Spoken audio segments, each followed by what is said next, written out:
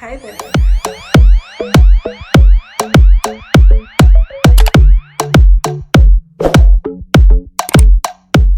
Hello fellow YouTubers, it's your girl Darling Natural and I'm back again with another video.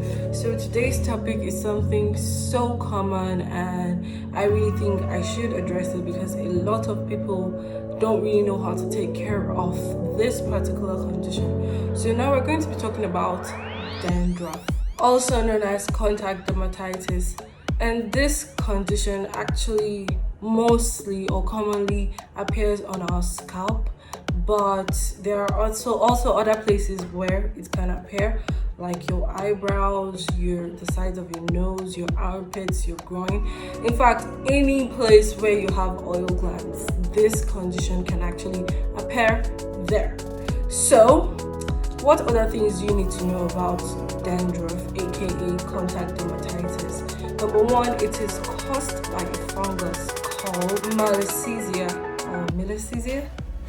I don't really know. So this fungus triggers your scalp and causes it to flake in conjunction with dry scalp, and it builds up your oil glands, and the oils cause some irritation that is just not really good for your skin. So dandruff also commonly happens to babies, but this is called the cradle cap.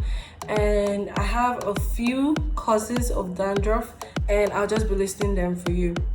So firstly, stress causes dandruff. So you have to check out your activities and know what exactly is causing your dandruff or your reactions, because stress can be a very leading factor for dandruff. Another cause of dandruff is dryness, like I stated before. Dryness on the scalp, triggers your scalp to flake because of how dry and brittle it has become.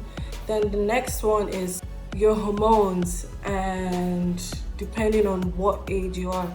So some people say that you actually can outgrow your dandruff.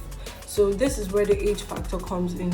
You're depending on the stage of life you're in, it kind of shows why you are having your dandruff. So let's just hope that it can go with time and with age. Then your hormones, when your pH balance is thrown off, it can actually trigger some skin diseases and some stuff, which includes dandruff and all whatnot. So I'm going to be talking about symptoms of dandruff. The number one symptom of dandruff is dryness, oily scalp, and itchy scalp.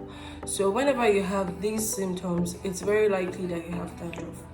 Now I want to give you guys an instance. Sometimes the issues you have are not dandruff, but it could be dry scalp. Now dry scalp, don't get me wrong, dry scalp is a symptom of dandruff, but dry scalp on its own can cause flakiness, and it doesn't necessarily mean that it is dandruff. Now the difference between dry scalp and dandruff is that your dandruff actually gives a lot of huge flakes, while your dry scalp just gives like dusty flakes. So you need to know what exactly it is that is wrong with you before you start to take medication. This is the reason why it is very advisable for you to go to a dermatologist to check yourself out and know what exactly it is that you're suffering from. So without further ado, I'm going to be moving to treatment of dandruff.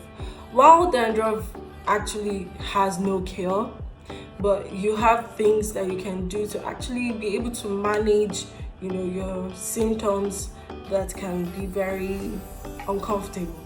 So firstly, you need to regularly shampoo and condition your hair. Like I said, dry scalp is a symptom of dandruff. So whether you have dry scalp or you just have dandruff, it's very important for you to be able to wash your hair regularly. This actually helps you to wash out the dead skin cells and the oil buildup that actually triggers your scalp and keep your scalp clean. Another method to control your dandruff or your dry scalp is to use a steam cap. Placing a steam cap above your hair directly sends moisture to your scalp. This eliminates the dry scalp and furthermore eliminates the flakes. Antifungal drugs such as ketoconazole, salicylic acid, selenium sulfide can actually help, to curb your dry scalp or your dandruff. Another natural remedy is your tea tree oil, but I do not recommend you guys putting laws into your hands and taking care of your skin conditions by yourself. You need to have a suitable dermatologist to tell you all you need for your treatment. So guys, coming to the end of our topic, I'm going to be giving you guys some preventive measures to avoid dandruff. First of all, you need to de-stress. Whatever activities that end up stressing you need to be out of your schedule.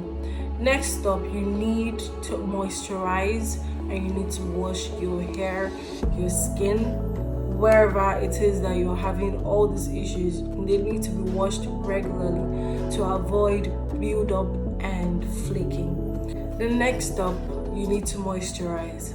I keep talking about it in my previous videos and it is coming up now. You need to keep your skin moisturized regularly to avoid dry scalp, which leads to flaking.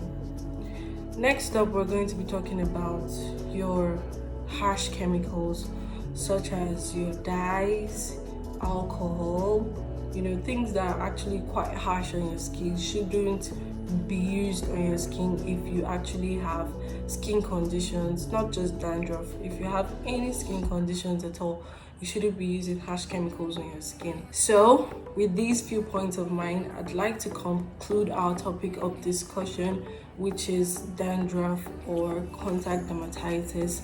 And if you've gotten this far, you know the drill. Like, comment, subscribe, ask me questions. I'm open to questions, I'm open to criticism, but just keep it polite, and that's all I have.